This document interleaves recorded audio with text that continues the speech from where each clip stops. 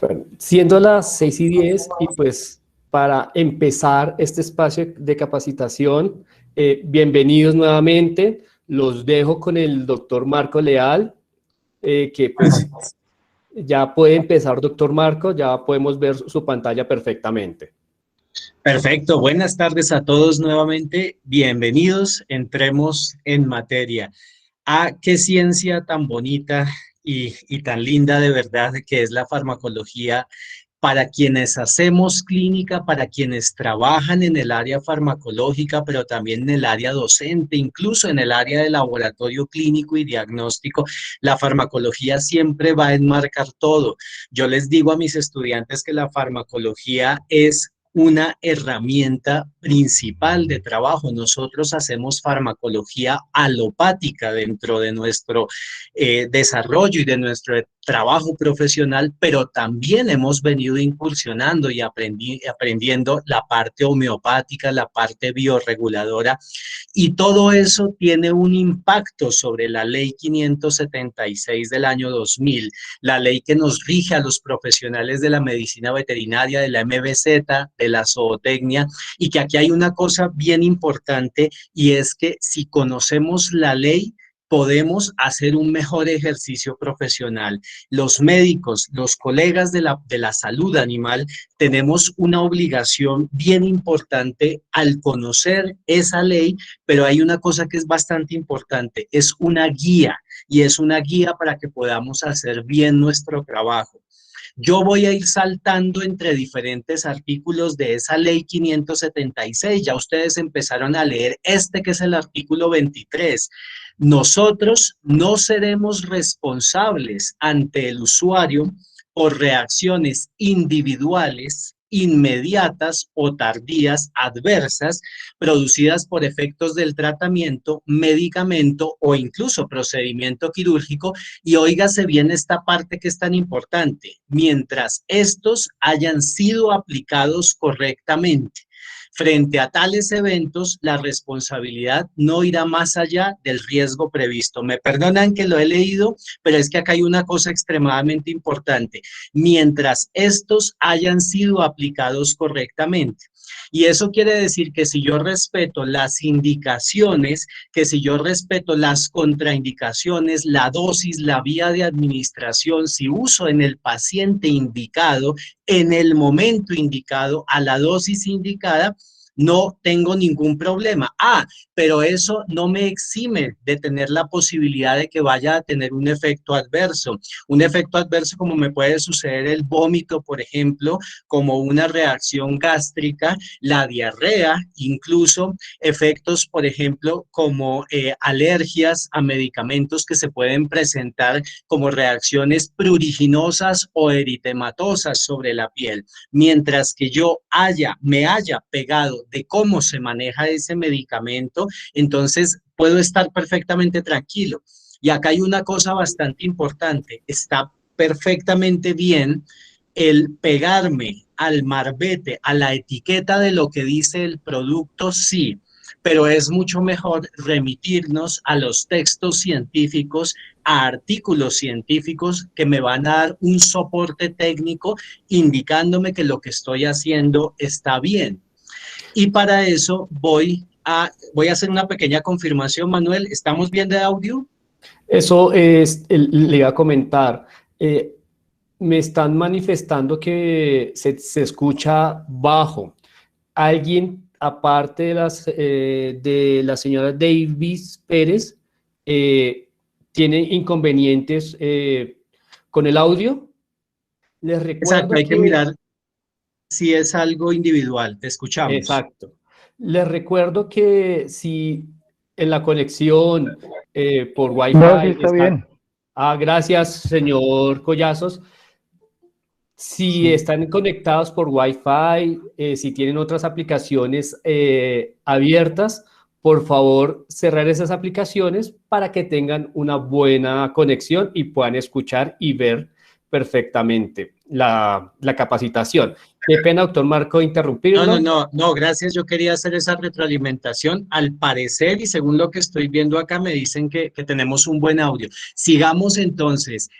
¿Qué es entonces bien importante? Fíjense ustedes el manual de farmacología veterinaria, esta es la 9ª edición y es el manual de farmacología veterinaria de Plumb. Me tomé la libertad de tomar uno de los medicamentos, uno de los fármacos, la ciprofloxacina, una fluoroquinolona, un antibiótico, fluoroquinolona, y fijarnos en las contraindicaciones. De seguro todos los que están acá, cuando estamos ante la utilización de un fármaco, una de las cosas que vemos es esa, tener en cuenta las contraindicaciones. Y fíjense lo que dice ahí, la hipersensibilidad solo la conoceremos cuando nuestro animal presente una reacción de hipersensibilidad, una reacción inmediata o incluso tardía.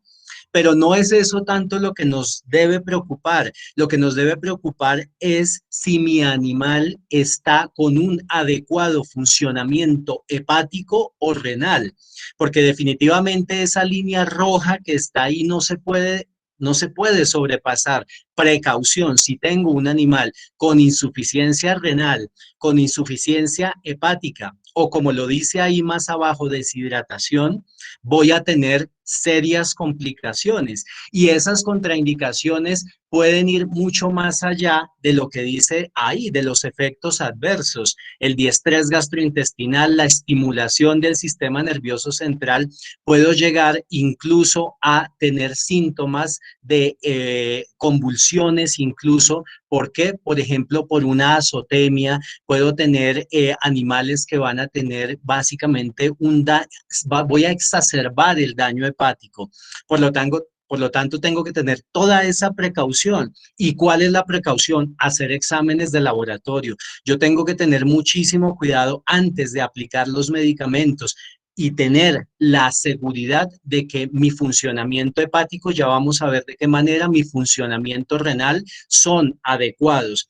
Pero no solamente los exámenes de laboratorio, yo tengo que tener toda la anamnesis, que recordemos que va mucho antes de los exámenes de laboratorio, y un adecuado examen físico. Y en la anamnesis asegurarme algo tan sencillo como que mi animal no esté en crecimiento. Recordemos, y ahí lo dice, que las fluoroquinolonas, mientras las utilice en animales en crecimiento, van a estar contraindicadas porque voy a estar cerrando el cartílago epifisiario y voy a estar produciendo cierres en el crecimiento. Todas esas cosas son las que yo tengo que tener en cuenta antes de aplicar un medicamento e incluso llenarme de todos los soportes, de las evidencias posibles para decir, mire, sí lo tengo que utilizar. Y entonces aquí se puede armar una discusión bien importante. Yo no tengo activo el chat, les pido que ahorita más tardecito me comentan las preguntas, pero aquí se va a armar una discusión extremadamente importante. Si hay que hacer cultivo, si hay que hacer antibiograma, en la mayoría de los casos sí, pero hay un pero gigante. Nosotros estuvimos, cuando yo estaba en la Dirección de Medicina Veterinaria en la UTCAM, en un congreso mundial que hubo sobre antibioticoterapia en la Universidad de los Andes por allá en el año 2017, y se llegaba al mismo consenso. Sí, en medicina veterinaria, y esto tiene un trasfondo gigantesco y vamos a tener una charla más adelante sobre incluso inocuidad alimentaria. Pero en medicina veterinaria y hablando específicamente en un paciente, si hago clínica, me refiero a paciente perro, gato, conejo, caballo, vaca, lo que sea, podría tener, y es mejor tener el cultivo y antibiograma dando un ejemplo, una infección urinaria. Yo puedo tomar mi muestra, enviarla al laboratorio para cultivo y antibiograma, pero sin embargo, si mi paciente está presentando síntomas que no dan espera, y cuando digo que no dan espera es porque un cultivo puede demorar entre 3 y 8 días para tener resultados de crecimiento bacteriano. Si ese crecimiento bacteriano se demora, y ese es el dilema, esa es la discusión que se puede presentar. ¿Qué hago mientras tanto? Pues por supuesto tengo que empezar a manejar el antibiótico de elección que mejor seguramente espero a que me resulte en ese caso. Pero cuántas sorpresas nos encontramos cuando llega el cultivo y antibiograma. Yo me he encontrado con bacterias Proteus en orinas de gatos con infecciones urinarias, gatos con una hipertermia, con una fiebre bastante importante, a los que comenzamos el tratamiento antibiótico minutos después de haber tomado la muestra de sangre, asegurándonos la muestra de sangre para asegurarnos el funcionamiento hepático y renal, pero la muestra de orina para mandarla al laboratorio. Instauramos un tratamiento con ampicilina, que es un betalactámico, y con sulbactam, que es un inhibidor de las betalactamasas, y cuando nos llega a los 5 días el cultivo, resulta que la bacteria era resistente. Nos hemos topado con bacterias sensibles a nitrofurantoína, por ejemplo, a ciprofloxacina y que resultan siendo resistentes a ampicilina sulbactam. ¿Qué sucede? Que cuando cambiamos el antibiótico se observan los resultados y rápidamente empezamos a ver cambios. No siempre ocurre, esto no es tan sencillo y ustedes los que hacen clínica lo saben. Pero si nos devolvemos entonces a esto que decíamos ahí, que tenemos que tener en cuenta las contraindicaciones, las indicaciones de mi fármaco, entonces voy a reunir una gran cantidad de evidencias, incluido como el ejemplo que les acabo de dar, el cultivo de antibiograma para tomar una decisión terapéutica. Y eso nos obliga, ahorita estábamos en el artículo 23, eso nos obliga a recurrir al artículo 13. Por favor, léanlo ahí todos conmigo. Nosotros dedicaremos el tiempo necesario al animal con el propósito de hacer una evaluación completa de su estado de salud, lo que comienza con una, repito, adecuada, completa anamnesis, el arte de hacer preguntas. El arte de hacer preguntas es que cuando me dicen que si mi paciente tiene vómito o tiene una cojera, no debo quedarme solo con eso. A partir de ahí deben surgir una gran cantidad de preguntas e incluso sobre los catamnésicos del animal. Y además de eso, debo dedicarle tiempo a un completo examen físico. ¿Para qué? Para determinar las condiciones de cada caso y poder indicar los exámenes complementarios indispensables para precisar el diagnóstico, prescribir la terapéutica y establecer el seguimiento, lo que voy a hacer de ahí en adelante o en el caso de los parámetros zootécnicos. ¿Qué es lo que me está diciendo? Dedíquele el tiempo suficiente, conozca perfectamente a su paciente. Una de las recomendaciones que hacemos, y por favor, por eso invitamos cordialmente a los colegas a que vean los videos que tenemos subidos en la plataforma de YouTube, pueden acceder a ellos a través de la página del Consejo Profesional o del mismo YouTube de Convescol. Hay una gran cantidad de videos y en uno de ellos explicamos, si yo recibo una mascota para una castración y supongamos que es un gato de 6 meses, que está tan joven que yo debería suponer que está perfectamente bien. ¿Qué es lo que me está diciendo ese artículo 13 para que se entienda y se interprete bien ese artículo? Me dice, hágale prequirúrgicos. ¿Es obligatorio hacer entonces prequirúrgicos? Claro, es lo mejor. Nos hemos encontrado gatos de 6 meses que están con una elevación de ALT importante y recordemos que una elevación de ALT significa que hay necrosis de los hepatocitos. Entonces significa que la biotransformación hepática no va a ser la adecuada para ese anestésico o para ese sedante y luego anestésico que voy a estar utilizando. Pero adicionalmente me está diciendo, vea, llénese de todo el soporte, indicar los exámenes complementarios para el diagnóstico, recordando que esos exámenes complementarios van mucho después, me refiero después de la anamnesis y del completo examen físico. Luego a ese gato es preferible primero conocerlo y a lo que voy con lo que digo conocerlo es que lo ideal es, y al igual que sucede en medicina humana, que si yo voy a llevar la mascota para que sea, y óigase bien lo que necesito que se escuche y quede muy claro, para la simple y sencilla, porque nunca vamos a hablar de que es sencillo, una cirugía, una OVH significa un abordaje a cavidad abdominal. Entonces, el ingreso a una cirugía requiere que yo conozca a mi paciente. Que cuántas veces podemos de pronto incurrir en una situación riesgosa entrando un paciente que no conocíamos. ¿Cuál es la mejor recomendación? Como se hace en medicina humana. Primero, cite a su paciente en consulta. conózcalo, vea los catamnésicos, todos los anamnésicos, el examen físico y de ahí explique si se puede o no ingresar, incluso así sea un animal muy joven. Y por supuesto, tome los prequirúrgicos del caso. El papel del laboratorio clínico se convierte en un soporte para nosotros indispensable tanto para los tratamientos como para la toma de cualquier decisión terapéutica. Y cuando digo de cualquier decisión terapéutica es cualquier procedimiento, no solo quirúrgico, sino cualquier procedimiento que vaya a hacer con mi animal. La sola realización de una sedación nos obliga a evaluar, repito, cómo está ese funcionamiento hepático, cómo está ese funcionamiento renal, cómo está la respuesta de glóbulos rojos, cómo está la respuesta de plaquetas. Por lo tanto, lo ideal es tomar exámenes prequirúrgicos o los exámenes que sean necesarios. Y de aquí también se pueden desprender discusiones muy largas. Por supuesto, esto es una gran cantidad de parámetros analíticos para la función hepática.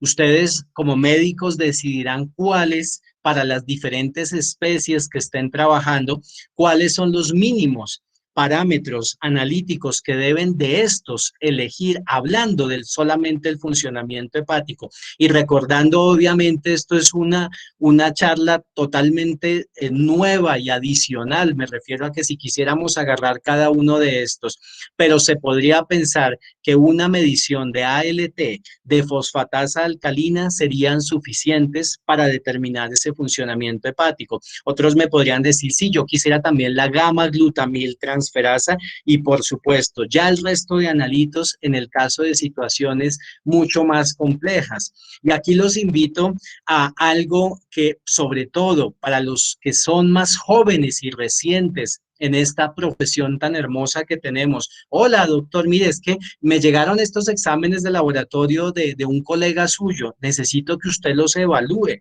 Perdóneme, yo no evalúo exámenes de laboratorio, yo evalúo un paciente. Sobre el paciente tomo decisiones y después vemos los exámenes de laboratorio. Pero es que es urgente, es que mándele un tratamiento, y es que el que se puede convertir en problemas. Mis estimados jóvenes y para todos los que están ahí, la prescripción telefónica está contraindicada. La prescripción telefónica se convierte en un riesgo gigantesco y para quienes manejan tanto o manejamos, se volvió una herramienta del día a día. Hoy contaba y uno cuántos mensajes enviará al día por WhatsApp. No me había hecho esa pregunta, pero yo creo que son demasiados. Pero ¿cuántos de esos mensajes pueden hacernos incurrir en un error si resultamos manejando cuestiones clínicas con el propietario del animal? No, el WhatsApp tiene un límite y tiene un límite bastante importante en la comunicación. Yo se lo explico a la gente, mire, lo ideal, por favor, márquenme y ya conversamos y se toman decisiones, pero a la hora de tomar decisiones terapéuticas sobre el paciente, yo tengo que obligatoriamente ver al paciente. Me gusta mucho presentar esta diapositiva porque cuando hablamos de algunas patologías hepáticas, miren ustedes y les doy ahí un momento para que le tomen un pantallazo de cuáles son los analitos que me van a permitir diferenciar cada una de estas condiciones. Una colestasis, la fosfatasa alcalina, recordemos que es un analito que me va a permitir no solamente evaluar colestasis, es un analito que va a encontrarse elevado en animales en crecimiento, pero si es un adulto y está elevado, puedo pensar en colestasis, puedo pensar incluso en una caquexia demasiado importante, pero mucho más allá en situaciones en donde se comprometen patologías neoplásicas. Entonces, todo esto me puede ayudar a diagnosticar esas patologías hepáticas y por eso me gusta compartirlo y es bastante importante. El funcionamiento renal, ahí lo vemos, no solamente la creatinina, se puede manejar el BUN, por supuesto, el nitrógeno ureico sanguíneo, para evaluar junto con la urea y la creatinina el funcionamiento renal. Recordemos que una creatinina alta siempre va a ser indicativo de una falla renal, pero una BUN y urea altos con creatinina normal me van a indicar una deshidratación muy importante. Por eso es tan importante tener en cuenta todas estas químicas sanguíneas, explicarle a la gente, ¿es obligatoria la química sanguínea y el hemograma? Sí. Y también existen otros parámetros, otras analíticas que incluso son mucho más sensibles que la creatinina para poder determinar el funcionamiento renal. Y hoy por hoy, bueno, ya desde hace rato, hablamos de la dimetilarginina simétrica en perros y en gatos. Con todo eso, ¿qué es lo que les quiero decir? Y fíjense lo curioso, pero este señor venía a hablar de farmacología.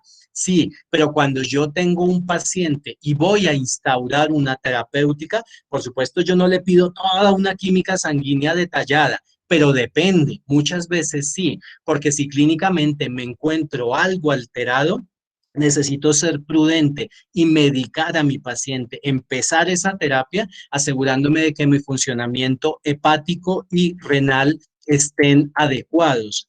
Esto es, por ejemplo, una encefalopatía hepática y una encefalopatía hepática tiene varios orígenes, un shunt portosistémico, una toxicidad, ese daño hepático con esa elevación tan importante que, por ejemplo, en este paciente teníamos con ALT y que venía teniendo varios diagnósticos diferenciales. Uno de ellos incluso era el moquillo, pero a medida que uno va viendo, por supuesto, tiene que contemplar todos los diagnósticos diferenciales y en este caso corresponde a una intoxicación por una automedicación que un propietario da con acetaminofén. Recordemos que el acetaminofén en gatos puede producir daños bastante importantes sobre la hemoglobina, produciendo metahemoglobinemia, pero que sin embargo también produce un daño hepático severo, como ocurre en seres humanos. Y aquí tenemos eso, una encefalopatía hepática, que no es otra cosa que unas manifestaciones de pronóstico reservado a malo que me pueden ocurrir durante un daño hepático, sea agudo o sea crónico. ¿Y qué quiere decir eso? Que como no tengo un suficiente aclaramiento de las sustancias hepáticas para que después sean eliminadas, ellas van a atravesar la barrera hematoencefálica, principalmente ese amonio, y ese amonio es capaz de irritar a tal grado la barrera hematoencefálica. Recordemos que se usa lactulosa, por ejemplo, para captar ese amonio del sistema digestivo y tratar de sacarlo del sistema nervioso central. Eso es lo que hace ese amonio, y entonces vuelve una locura completa el sistema nervioso central, en donde debe haber un equilibrio entre neurotransmisores inhibitorios como el GABA y en donde debe haber un equilibrio con neurotransmisores excitatorios como el glutamato. Se vuelve loco todo eso y comienzan todas esas manifestaciones neuromusculares que son bastante complejas de tratar, y los animales pueden comenzar con ictericia y muchas otras cosas, recordando pues un poco que tendríamos que alargarnos mucho para hablar de la fisiopatología de la ictericia. Ser extremadamente precavidos, porque ante esto que sería una franca hematoquexia, ni siquiera ya es melena, es una hematoquexia franca, hay varios diagnósticos diferenciales y uno de ellos es una falla hepática y una falla hepática severa. En algún lugar hace mucho tiempo se contemplaba el uso constante de metronidazol en pacientes con giardia, pero hoy en día se tiene toda la precaución para evitar ese uso de metronidazol hasta no tener la seguridad y la certeza de que mis enzimas hepáticas están funcionando adecuadamente. Y hablábamos hace un rato de síndrome urémico, un síndrome urémico que por deshidratación severa y por falla renal, por supuesto, me puede llegar a producir manifestaciones neurológicas bastante severas por falla renal. Y por eso, todo eso nos obliga a conocer nuestros medicamentos, a conocer esas contraindicaciones de las que estamos hablando, pero además a tener bien en cuenta y bien claras las consideraciones farmacocinéticas. Y en el caso de la farmacocinética, en donde recordemos que nos hablaban de la absorción, distribución, metabolismo y excreción, y ahorita agregamos un concepto más ahí, pues siempre hay que leer cuáles son las mejores condiciones para la administración de determinados medicamentos. Y en el caso de las fluoroquinolonas, curiosamente, se prefieren con estómago vacío y se prefieren con estómago vacío precisamente para aumentar la absorción y tener una mejor respuesta. Y sin embargo, muchos preferimos manejarlas con estómagos llenos porque pueden llegar a producir vómitos importantes por irritación gastrointestinal. Tener en cuenta, de todas maneras, todos esos parámetros farmacocinéticos que son al fin de cuentas los que nos van a producir o no una eficacia terapéutica. Y cuando entonces nos metemos ya, por eso esta charla la vamos a dividir en dos partes, en una primera y en una segunda, pensando en que el tema realmente es extenso, pero sobre todo en dejar un mensaje absolutamente claro. Cuando hablamos de farmacocinética, entonces tenemos que pensar en eso, en el ADME, pero primero que todo en la liberación del medicamento. Entonces tengo que pensar en la forma farmacéutica que tengo que elegir. Y para esa liberación yo tengo que elegir, repito, una forma farmacéutica adecuada, fácil de administrar o viable de administrar. Qué cosa tan importante es preguntarle a la gente, ¿le va mejor con la suspensión? ¿Le va mejor con una tableta? Explicar que existen las tabletas, la diferencia con las cápsulas, que las cápsulas no se pueden abrir, es relativamente frecuente y en un caso específico en el que necesité por cultivo y antibiograma una nitrofurantoína para un gato que está indicada, existe dosis en gatos, la única posibilidad era manejar cápsulas, pero me encontré que había una presentación en tabletas. Y cuando la prescribimos, sin embargo, dimos la aclaración que existe las cápsulas, pero curiosamente vea que a veces uno por todas las cosas se nos olvidó explicar que la cápsula no se puede abrir y por eso pusimos en la prescripción tableta, pero el propietario únicamente consiguió la cápsula pese a que le ubicamos hasta la droguería en donde la podía conseguir y fue y abrió las cápsulas y comenzó a dar el granulado. ¿Qué sucede con ese granulado? Pues simplemente que se pierde en el estómago por el ácido clorhídrico y tocó volver a comenzar el tratamiento.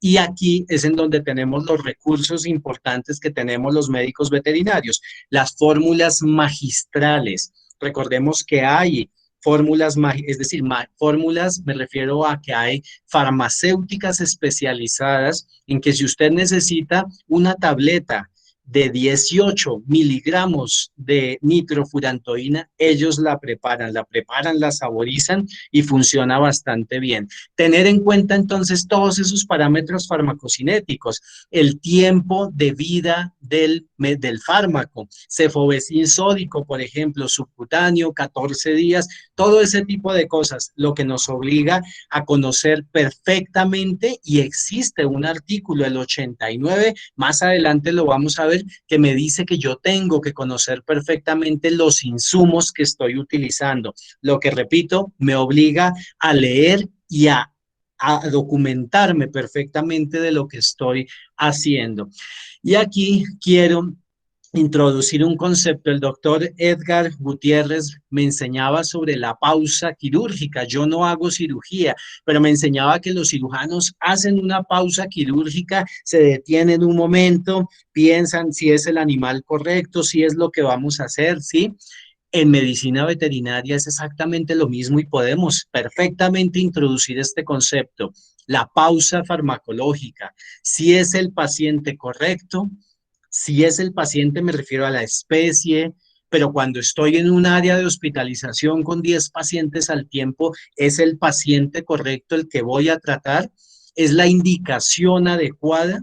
¿Es la vía de administración? ¿Cuántos errores se podrían cometer, lo que nos obliga a una absoluta concentración? ¿Es la dosis correcta? ¿Es el volumen correcto? ¿Estoy teniendo en cuenta las contraindicaciones de mi fármaco? ¿Y dónde está todo eso? Hay muchísimos textos. La farmacología del doctor Héctor Sumano, la farmacología de Plum, y hay muchísimos más textos que debemos tener en cuenta.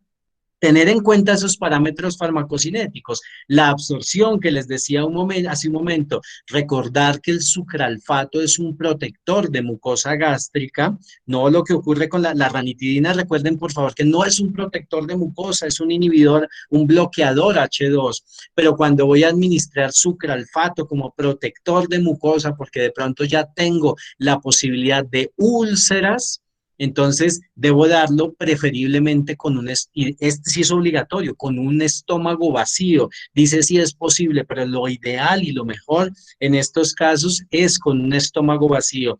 Y fíjense una cosa que dice ahí más abajo, interacciones medicamentosas. Es otra cosa que yo tengo que tener en cuenta, las interacciones medicamentosas, porque puedo tener sinergismos, puedo tener antagonismos que me pueden o bloquear los fármacos o exacerbar y producir incluso toxicidades. Todo eso es lo que me obliga a tener en cuenta. Y fíjense aquí curiosamente que el sucralfato está, o se dice que está, puede reducirse la absorción puede reducir la absorción de acitromicina cuando utilizo antiácidos orales.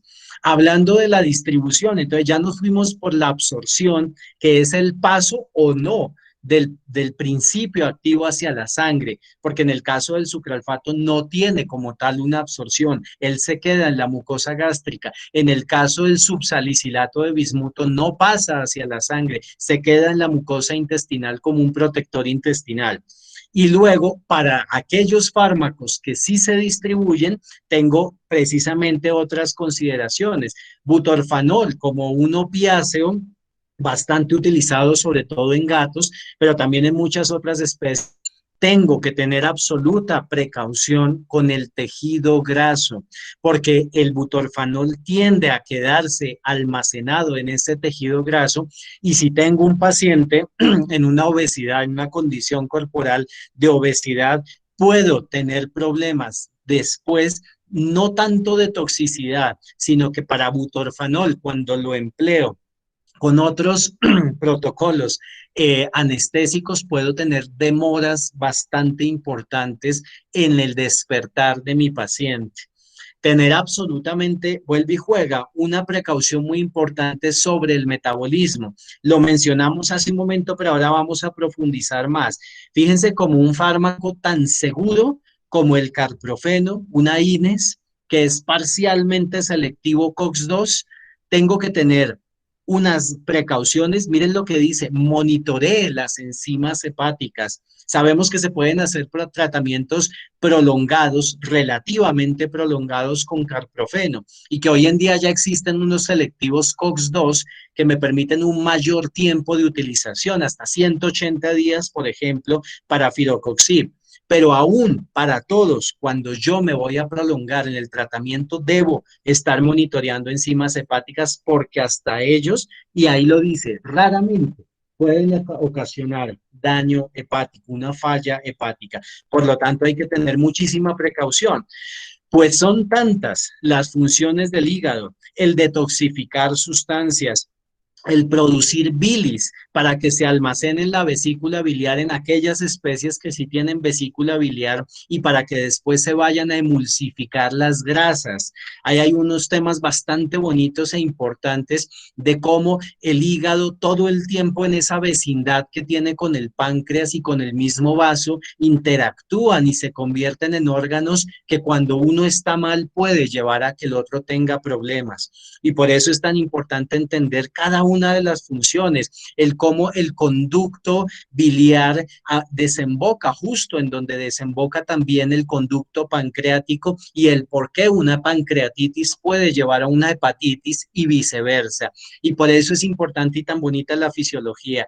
Cuando un paciente está con falla hepática va a tener, por ejemplo, una pérdida completa de energía. ¿Por qué? Porque él va a tener sus funciones sobre las reservas de grasa, de glucógeno, va a hacer glucogenólisis y gluconeogénesis en las diferentes especies para poder sacar la energía necesaria. Va a sintetizar proteínas formar o sintetizar factores de coagulación, y por eso cuando tengo una falla hepática puedo tener esas hematoquexias que les mostraba hace un momento. Va a biotransformar, va a convertir la urea en amoníaco, y son muchísimas más: producción de colesterol, niveles sanguíneos de aminoácidos, el procesamiento de hemoglobina, la resistencia a infecciones. Acordémonos de las células de Kupfer, y ese es un tema apasionante, de cómo llega procedente, si se acuerdan del PIBE, de páncreas, intestino, vaso y estómago, la vena porta, trae toda esa sangre no oxigenada,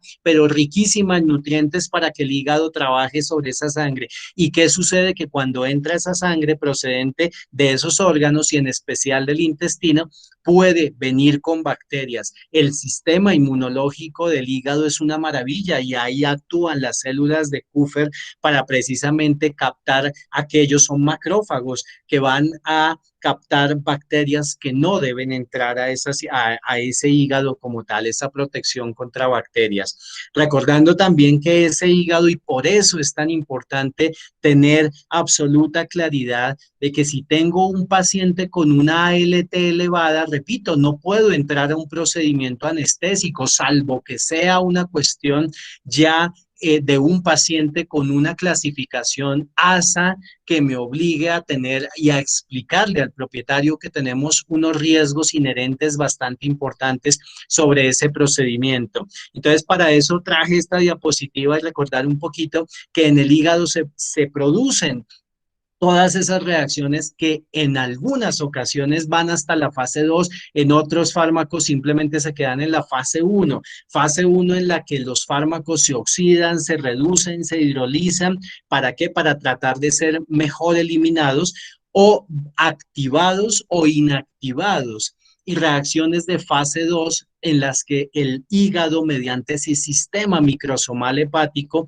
lo que va a hacer es conjugarle y colocarle ya sea un grupo metilo, una glucuronización, que es lo que sucede de manera escasa en los gatos, y por lo cual con ellos hay que tener unas reflexiones bastante importantes a la hora de utilizar las dosis. Y toda esa conjugación, ¿para qué? Para que sea eliminado, ya sea por leche, ya sea por orina, ya sea por materia fecal, que es parte de la excreción de los medicamentos, y que aquí es en donde tenemos que tener otras consideraciones farmacocinéticas bastante importantes.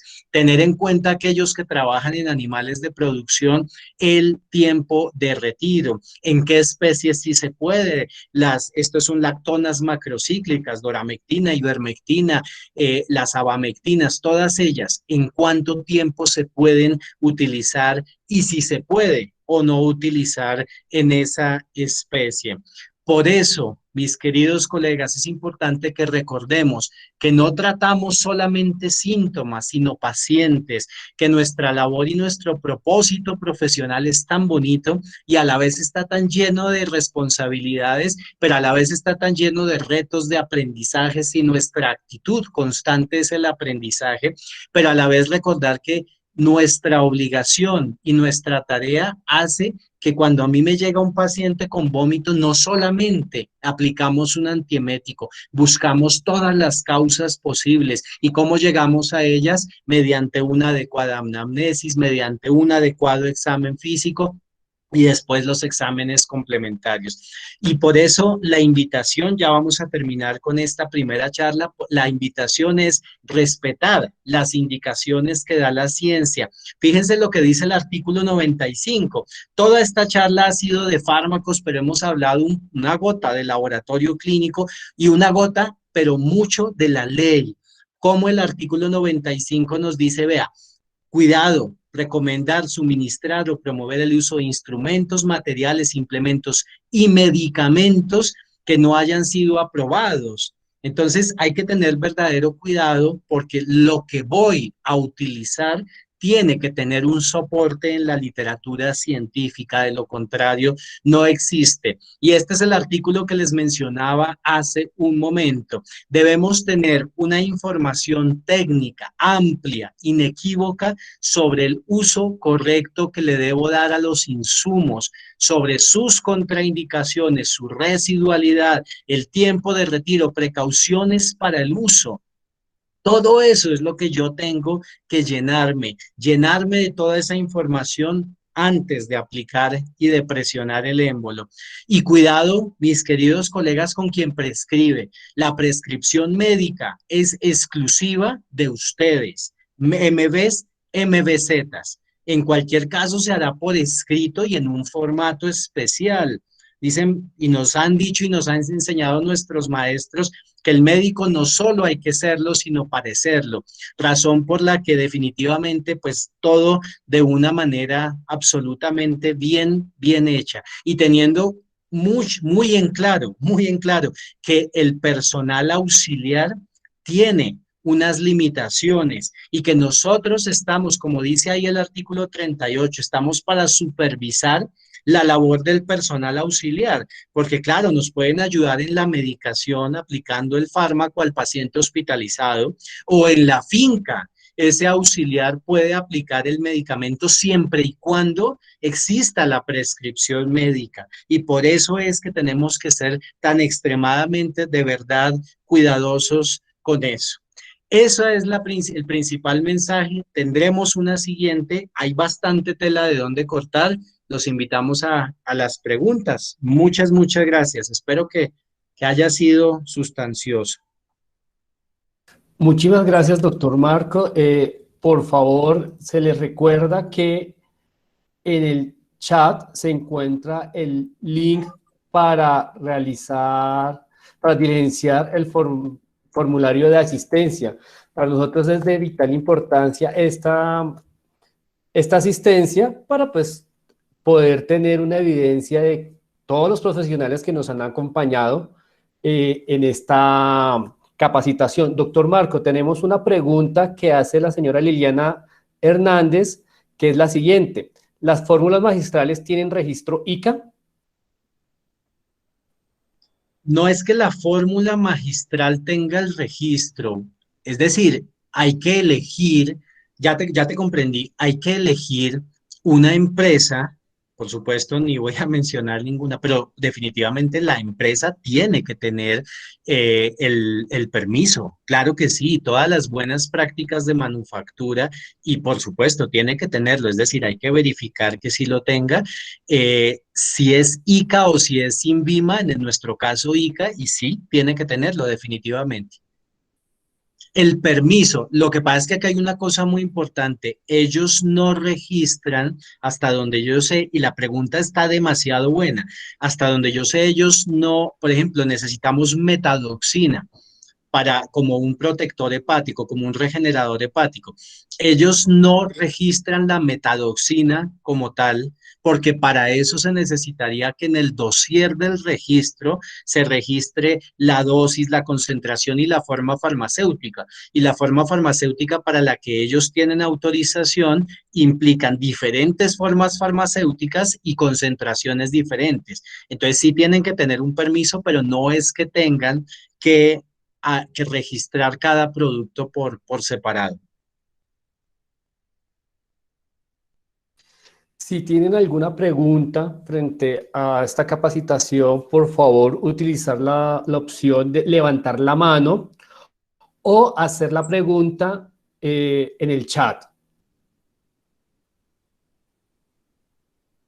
¿Alguna otra pregunta? Vemos que pues, fue una charla bastante interesante. Fue una mezcla entre lo que es la parte farmacológica y el cumplimiento como tal de la ley. Escucho a alguien hablando.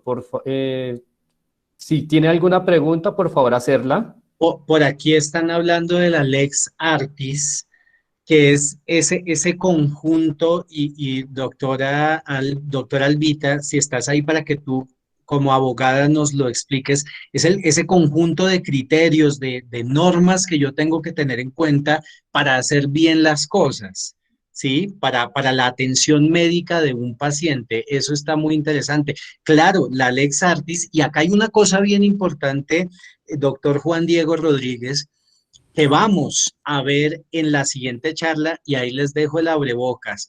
La desparasitación es un acto médico, por lo tanto, cuidado con llegó el propietario, bueno, me vende el purgante, como lo menciona, sí, pero cuénteme, ¿para qué? Venga, abramos la historia clínica, de eso vamos a hablar. Claro que sí, doctor Marco, está relacionada con el acto específico acorde con las condiciones del animal, es decir, es tener en cuenta que hay unas condiciones específicas, una valoración que ustedes realizan al animal, unas condiciones clínicas que presenta ese animal. Acorde con eso, hay un manejo médico veterinario que se ordena y que se realiza. A raíz de eso hay un seguimiento, hay una evolución del animal y hay una decisión de manejo o cambio de tratamiento que se venía haciendo con ese paciente, pero todo debe estar debidamente relacionado, técnicamente fundamentado, es decir, no puede aparecer en el registro de la historia clínica una valoración de unas condiciones clínicas del animal y un manejo pues que no esté debidamente y técnicamente correlacionado. Entonces, es toda esa secuencia de actos que están debida y técnicamente fundamentados acorde con la formación médica veterinaria que tienen ustedes para realizar la atención en un paciente, teniendo que ustedes son los únicos legalmente autorizados en nuestro país para actuar en un animal. Más o menos ese sería el resumen, doctor. Muchas gracias, doctora Alba, muy amable. Chéverísimo. Es un tema muy bonito. Fíjese que cuando a nosotros nos enseñaban bioética, era una de las enseñanzas, es que hay una gran cantidad de casos de la vida real a los que nosotros nos enfrentamos. Por favor, me dicen si ahí se está viendo mi pantalla. Y esos casos de la vida real es precisamente eso, hacer las cosas haciendo, como dice la doctora Alba, una correlación. Mientras llegan más preguntas, los invito, si se está viendo mi pantalla, aquí por promoción y desarrollo, por favor, compartirle esto a sus colegas. Entran por capacitación y se bajan aquí abajo, debajito de capacitación virtual, van a encontrar unas publicaciones. La responsabilidad y la ética es un documento extremadamente importante para ustedes que hacen clínica o no. Es importantísimo, por favor, que lo conozcan. Y este documento que se llama Los 7 Olvidos del doctor Edgar Gutiérrez, doctor, muchas gracias y le mando un abrazote. Es un documento para que, por favor, lo lean, lo conozcan. Espero que se esté viendo la pantalla. ¿Cuáles son los 7 olvidos, las cosas que a veces podemos pasar por alto y de las cuales definitivamente no nos podemos olvidar? El examen clínico completo, los principios quirúrgicos, la anatomía y su variación individual, medicamentos, acciones e interacciones. Terminamos hablando de farmacología otra vez. Respuesta, esto es muy bueno y muy necesario entenderlo. Respuesta orgánica ante agresión y el manejo. Cuidadosa y responsable atención posoperatoria. Volver a los libros, volver a las fuentes. Todo eso sumado, mis queridos colegas, ojalá haya muchas más preguntas. Aquí a estos videitos donde dice capacitación virtual, ustedes se van al canal de YouTube. Para quienes trabajan en grandes, para quienes trabajan en pequeños, en temas de producción, hay para todos. Cuando ustedes lo abren se encuentran estos 5, pero si le colocan acá en videos, se encuentran como 50 y pico. Sistema Nacional de Farmacovigilancia, sumamente importante. Todos, créanme que si se ponen a revisar esto, van a encontrar unos que dicen, este me interesa, este no, para quienes trabajan en pequeños o en grandes o en clínica, este que dice comunicación asertiva, este que dice preguntas frecuentes, derechos y deberes de los usuarios del servicio médico, ojo con esto, consejos para la defensa, requisitos mínimos de historia clínica y consentimiento informado. Son trabajos que hemos hecho desde el Consejo Profesional. Un saludo para la doctora Constanza, doctor Santiago Henao, el doctor Edgar también. Todo eso lo hemos hecho desde el Consejo. Por favor, aprovechen esas herramientas que son finalmente para todos ustedes. Perdón, doctor Marco, qué pena, doctora Alba. Hay una pregunta en el chat que dice, ¿se puede hacer una apreciación referente a lo mencionado en el artículo 13? La pregunta la realiza el señor Juan Diego Rodríguez Moreno. una apreciación, es decir, si el doctor Juan Diego quiere tomar la palabra, adelante. Gracias, doctor. Muy buenas noches para todos. No, pues muy Buenas interesante noches. la charla y pues realmente esto es importante que lo conozcan. Lástima que hayan entrado tan poquitas personas, porque esto lo deberían conocer también todos los estudiantes de los programas que nosotros adelantamos. Pero bueno, la apreciación es la siguiente. Es que es importante, como lo dice el artículo, que nosotros dediquemos el tiempo suficiente para poder hacer una valoración clínica adecuada y eso es dependiendo de cada paciente, un examen clínico completo. Pero es que ahí también hay muchos otros elementos, como usted lo mencionaba, que sería bueno que se pudieran tratar en otras capacitaciones y es que referente a que si yo soy el dueño de la clínica y posiblemente soy el médico tratante, puedo tomarme la libertad del tiempo completo, pero también hay que tener en cuenta que hay muchas clínicas que tienen turnadores o que tienen personal al que le exigen resultados en muy corto tiempo y más allá de 3, 5 minutos no les dan para que evalúen a sus animales porque les pagan es por turnos. Entonces era esa la apreciación como para ver si se podría tener en cuenta ese punto y la parte que tiene que ver con contratación laboral de nuestros egresados, de nuestros médicos recientes, que es algo que considero que es importante que nos ilustremos, doctor. Muchísimas gracias. Vale, muchas gracias. Pues yo creo que para tomarlo en cuenta exacto para una nueva charla, porque de ahí se desprende bastante tela que cortar, claro que sí, yo pienso que lo podemos tener en cuenta y conversar. Qué Doctor pena, Marquito, buenas noches. Doctor ya le Edgar, iba a dar el palabra al doctor Edgar, gracias. Muchas gracias, doctor Marquito. Primero, felicitarlo por su charla magnífica, muy ilustradora, muy emocionante y muy invitadora a que cumplamos con todos los conocimientos. Respecto a la pregunta del doctor del artículo 13, si un médico dice que no tiene tiempo para atender bien a un paciente, ya está fallando el artículo 13. Ahí no hay disculpa, no se puede pensar que es que su contratación le da. Me perdona el doctor que hable así. Yo soy un quemador de libros y hay un libro que quiero que se queme de por vida, uno que se llama Consulta Veterinaria en 5 minutos. Una consulta requiere tiempo. Y si yo soy, pues hay casos que probablemente los pueda resolver en 5 minutos, creo yo, ¿sí? Una consulta sobre si debo vacunar o no a mi paciente, sabiendo que está dentro del tiempo de protección de los anticuerpos maternos. Probablemente lo puedo responder, pero es que la consulta implica un examen clínico y el examen clínico no admite medios términos. Si un profesional me dice a mí, es que yo no tengo tiempo, no haga eso y usted está fallando el artículo 13 porque el artículo 13 dedique el tiempo necesario a atender eso. Muchas de las quejas y las críticas que tenemos es que ese doctor lo atendió en 5 minutos. Él no le miró todo. Y eso hoy en día lo demanda la gente y si se comprueba que se fue así, indudablemente desde el tribunal va a tener un llamado de atención, pero no podemos excusarnos en tiempo para hacer exámenes incompletos, mal hechos y estamos formando mal estudiantes y en ese caso estamos nosotros favoreciendo a que es que como usted tiene un turno y usted solo le pagan por consulta hecha o gana por comisión, entonces haga consulta rápido para que tenga muchas comisiones. Creo que es parte de lo que tenemos nosotros que formar y que desde el tribunal estamos invitando a que seamos cada día mejores profesionales, a fortalecer el ejercicio profesional de tal forma que podamos reclamar el decoro, la dignidad, el respeto que tanto reclamamos. Muchas gracias, doctor Marcos, por la oportunidad y de nuevo felicitaciones. doctor Edgar, muchísimas gracias y qué rico poder contar con esa sabiduría que usted tiene y de verdad que para que nos acompañe siempre porque esa sabiduría es muy necesaria. Doctor Juan Diego, hace poco un estudiante, un recién egresado, tenía 15 días, me comentaba, es que me acaban de llamar de una veterinaria en determinado lugar del mundo y me están diciendo, me están poniendo justamente una serie de metas y dentro de esa serie de metas yo me estoy preocupando porque veo que tengo que vender la mejor respuesta que creo haberle dado fue no vaya para allá, aunque haya necesidad de trabajo, váyase para otro lado, busque otro lado. Esa persona que lo está llamando, pues no le está dando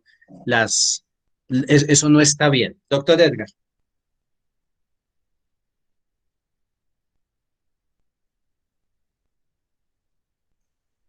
Doctor Edgar, si puede habilitar su micrófono, ya que pues Ok, ok, levantó la mano. Listo, doctor listo, Edgar. sí. Quería preguntar el doctor que nos acaba de hacer la pregunta, ¿en qué institución trabaja? Yo trabajo en el Instituto Universitario de La Paz, Barranca Bermeja, doctor. Ok, doctor. Hace poco nosotros mandamos desde el tribunal una serie de invitaciones y se han venido dando para hacer esas capacitaciones que usted nos pide con todo gusto. Si usted quiere, sí. En este momento ya hemos hecho una a la Nacional, otra a la Universidad de Caldas, dos a Unidad Agraria, donde invitamos a los estudiantes a ver todas las posibilidades que tienen. Es una charla motivacional muy bonita. Si usted quiere, acuerde con el doctor Marcos o con el doctor Manuel o la doctora Alba, y estos días con todo gusto le hacemos partícipe de esa charla para que vea cómo se van a enriquecer sus estudiantes y ver todo lo que pueden hacer, a veces en 5 minutos, increíblemente, pero lo pueden hacer. Entonces, con todo cariño desde el consejo, le ofrecemos esa charla motivacional para sus estudiantes. Pueden ir de cualquier semestre, pueden ir los profesores, los egresados, y no hemos recibido respuesta de allá, pero estoy seguro que le mandamos una carta invitándolos desde el consejo.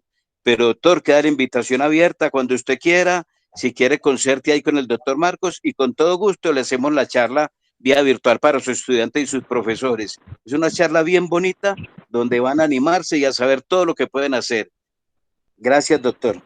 Doctor, muchísimas gracias por la invitación y claro que sí, voy a hablar con el decano para lo de la invitación porque supongo que la habrá recibido él. Y respecto a lo de la inquietud es por eso, porque pues una cosa es lo ideal y otra cosa es lo real, ¿no? Y pues infortunadamente pues, la participación que yo hice refiere es a muchos casos de lo que se puede ver en la realidad. Entonces, Pero, claro que sí, yo me puedo comunicar al correo de Comscol y sí, me gustaría mucho lo de la capacitación. De hecho, ya ustedes nos han colaborado también con algunas otras capacitaciones en años anteriores. Muchísimas gracias. pero, doctor Juan Diego, con todo el cariño, yo sí creo que se puede trabajar de manera ideal.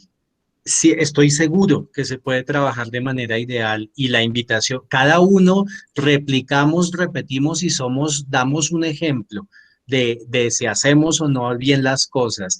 Y eso definitivamente sí se puede hacer. Para yo cerrar, es importantísimo y les pido el favor que repliquen con sus estudiantes esas charlas y esas lecturas que les hemos comentado. Ustedes que están desde las universidades y que tienen tantos estudiantes, ahí tienen el público, por favor, para que los vean. Muchas gracias. Perdón, doctor Marco, les quiero comentar, el Consejo Profesional pues tiene habilitado el correo electrónico comunicación@consejoprofesionalmbz.gov.co.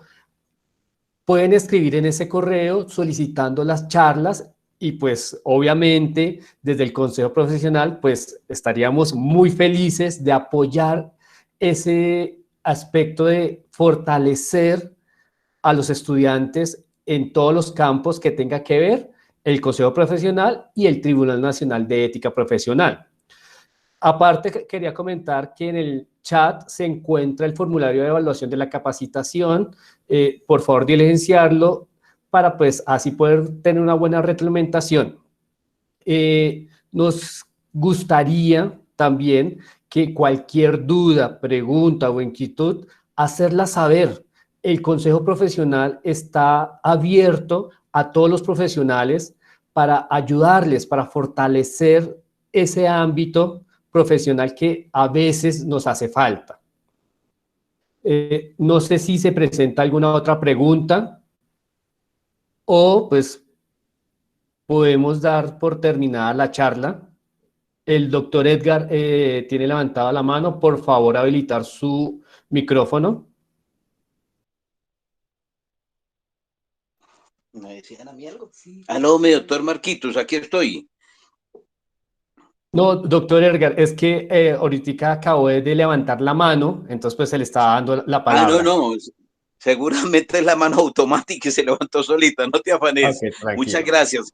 Más bien te iba a pedir, doctor Manuel, vi también como uno de los chats que decían que también están interesados y vos tomas los datos y con todo gusto les envías para que hagamos todas esas charlas que están haciendo, yo te voy a remitir un correo para que se los remitas a ellos y colaboremos para que esta profesión sea cada día la más linda y la mejor del mundo. ¿Listo?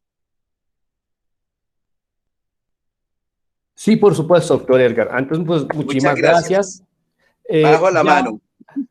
Sí, señor. Ya por chat se acabó de escribir el correo electrónico al cual pueden escribir solicitando estas charlas. Entonces, pues, siendo no más, por favor, diligenciar el formulario de evaluación de la capacitación. Le damos, pues, por parte del Consejo Profesional al doctor Marcos. Muchísimas gracias por esta charla. Es la primera parte. Vamos a tener una segunda parte. Estén pendientes de las redes sociales. Se va a hacer mayor masificación de la información, ya que pues son temas muy importantes y muy prácticos. Temas que son fáciles de entender, que desde un estudiante hasta un profesional los puede entender y aplicar. Entonces, por parte del Consejo Profesional, le damos las gracias al doctor Marco. Gracias a ustedes, muchas gracias, de verdad, de corazón, por su atención. Un abrazo y Dios los bendiga a todos. Buenas noches, doctor Marco, bendiciones para todos, gracias. Muchísimas gracias por asistir. Estamos abiertos, como se ha mencionado, para ayudarles, para fomentar y, como dijo el doctor Edgar, hacer que estas profesiones, la medicina veterinaria y zootecnia y la zootecnia, tengan el reconocimiento que debe tener. Entonces, muchísimas gracias por asistir, gracias por estar pendientes y los esperamos en la segunda parte de esta charla.